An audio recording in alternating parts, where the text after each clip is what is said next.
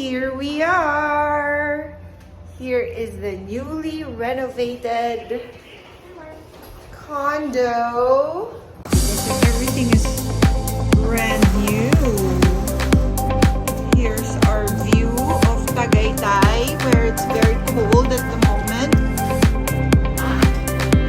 Okay, we have a little problem here. My interior designer did not do a great job of measuring the appliances and making sure that they fit. Yahoo! Success! What happened, babe? Baliktad. Oh no! Dyan, dyan, dyan.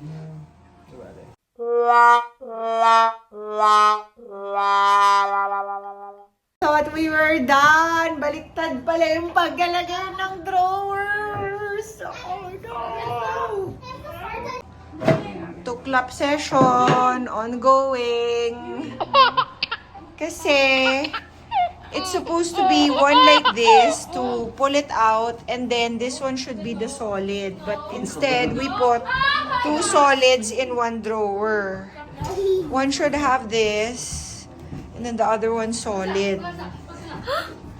There. At our own share of challenges, like this one, we had to take out the pinto. So here, we have to make it to clap kasi what do you want, we Kerry? made a mistake. Since we're not experts, You're not Sweden. We're Filipinos. we're not Swedish, we're definitely not used to making our own or assembling our own furniture. Hihi.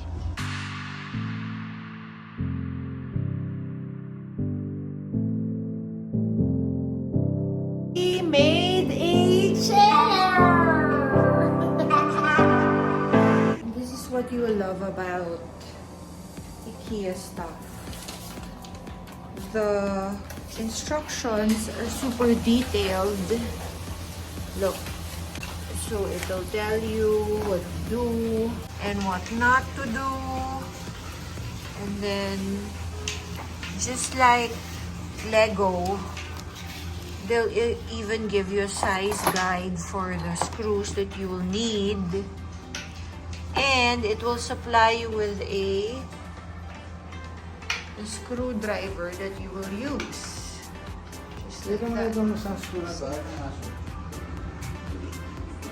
They even tell you how to screw it easily. They said to put it upside down on a table. And that's exactly what we're doing. So, Alright, we made a chair. last screw in. Yeah, this is good. And now, let us see the proof that it actually works. I bet ikaw ang umupo para test. Yay!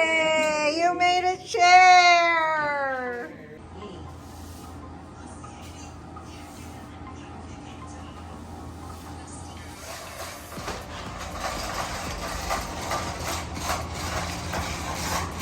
Yay! We're done! Yahoo! Cozy!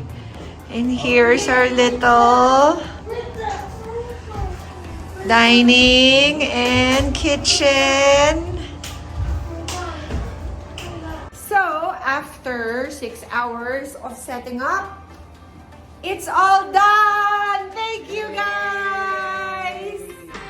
Here it is. Wanna take a look? So here's our bedroom. Very, very cozy.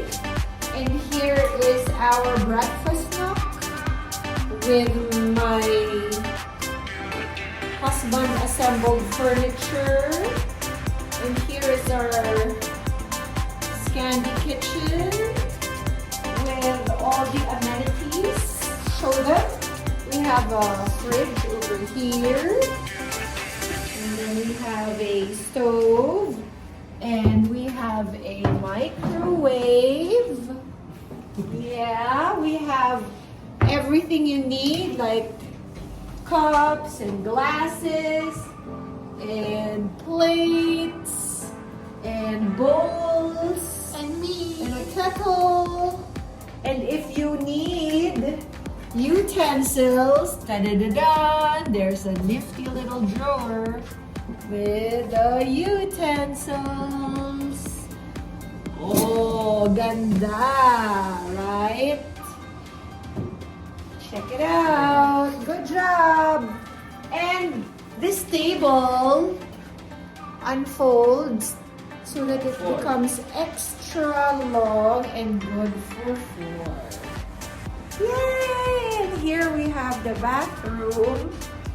Like the lights. Here's our very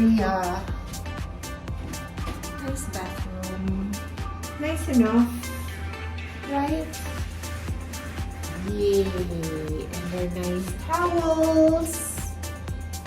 And I don't like this. Why is this here? Okay.